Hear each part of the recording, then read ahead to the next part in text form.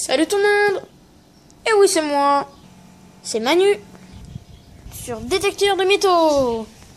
Aujourd'hui, je vais vous parler de comment construire un piège pour les oiseaux. Et donc, tout ce qu'on a besoin, c'est une corde, une corde, une corde, une corde. Non, en fait, c'est pas marrant. En gros, 2 cordes, un bâton de la taille environ de 15 cm. Vous pouvez voir par rapport à ma main sa taille. Et aussi en sachant que je suis un enfant de 11 ans.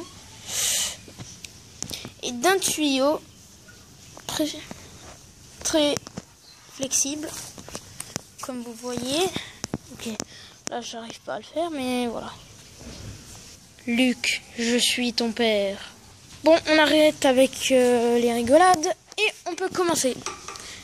Donc, on aura besoin aussi d'une structure un peu pareille pour fixer le tuyau comme ça. Et pour le faire sortir d'en haut. On commence. Et oui, mes chers amis, on commence par le haut. Ok, donc le nœud le plus nul que j'ai jamais vu au monde.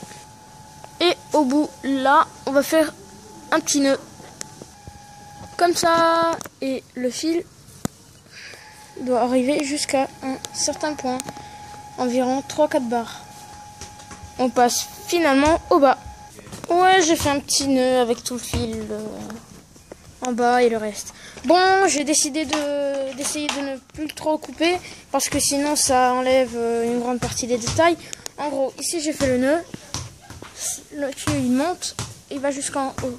Puis il y a le fil qui part vers là-bas. Maintenant, on aura besoin du bâton qu'on va fixer tout en haut. Et donc, on va choisir environ cette place-là. On va faire un nœud de ce genre. Puis, y enfoncer le bâton. Et donc, le nœud doit être bien au milieu. De sorte qu'on puisse charger comme ça. Et dès qu'on laisse, ça va se catapulter. Enfin, là, on a besoin de tout petit peu plus de fil, mais ça fait rien. Maintenant, passons à la petite cage. Pardon si j'ai oublié de préciser qu'on avait besoin d'une cage.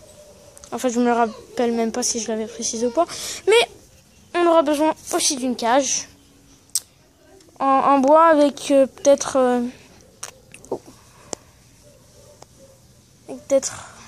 un peu de sol. Bon, ben, vous avez compris, en gros. On commence, on recommence. Donc, on va positionner notre cage. Là, on le fait au hasard. Et on va mettre le bout de notre fil. Donc, regardez, si notre cage s'ouvre comme ça, on va enfoncer le fil là, entre les barres. Puis on va venir ouvrir la cage et faire sortir le fil.